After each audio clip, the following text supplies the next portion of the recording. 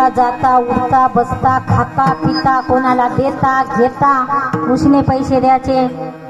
आनंद देवदत्त. आपण देवदत्त म्हणतो की नाही? ठीक आहे, चतुर्थाक्षरी मंत्र आहे देवदत्त. आनंद देवदत्त पंचाक्षरी.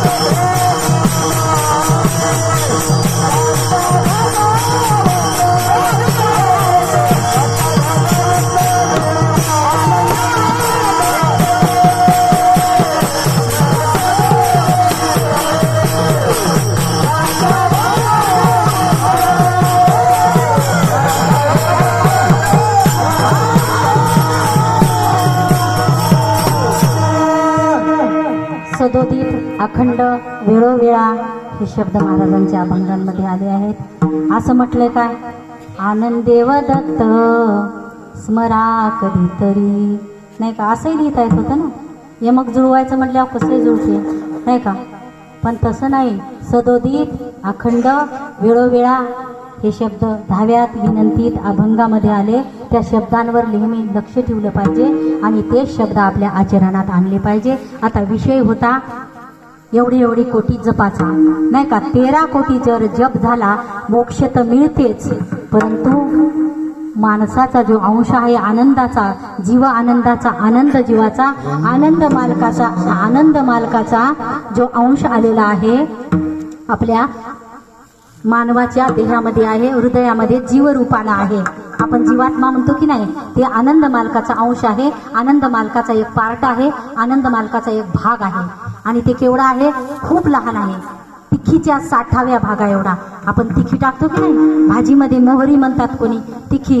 त्या आपल्या हृदयातला किती उंच माणूस असू द्या, जीव हत्ती मुंगी पासून जे माणसाच्या देहात जे चैतन्य जीवरूपी जीवाच्या नावानं जे आहे ते अगदी सूक्ष्म आहे. तिखीच्या 60व्या भागा एवढा आहे. किती? तिखीचा 60वा भाग आपल्याला दिसल का?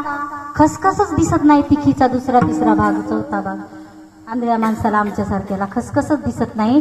तर ते जीव जे आहे आपल्या हृदयात ते तिखीचा 60वा भाग आपल्याला दिसल का? मग माणसाचा मृत्यू झाला तेव्हा आपण काय म्हणतो? केव्हा गेला की जीव? तोंडातून गेला का नाकातून गेला का डोळे फाडले होते डोळ्यातूनच गेला वाटतंय? आपल्याला पता लागते का? आपल्या समोरच पाणी पित नाही एखादं समजा. आता त्याच्याहून विषय एक निघाला आमच्या तिकडं बरं विदर्भात. एक म्हातारा माणूस होता, ऐका दृष्टांत फार आवडतात. एक म्हातारा माणूस होता, महिला मंडळी पुरुष मंडळी, आणि त्याला 2-3 मुलं होते. 2 मुलं होते. श्रीमंत झाला, आयुष्यभर काम कष्ट काबाड कष्ट केले, खूप श्रीमंत झाला. जिथल्या तिथं शेतातली टापटिबन, घरची टापटिबन, दुकानाची टापटिबन, पोरायला वळण लावलं, सुनायला वळण लावलं, बायकोला बसू दिलं नाही आणि आपण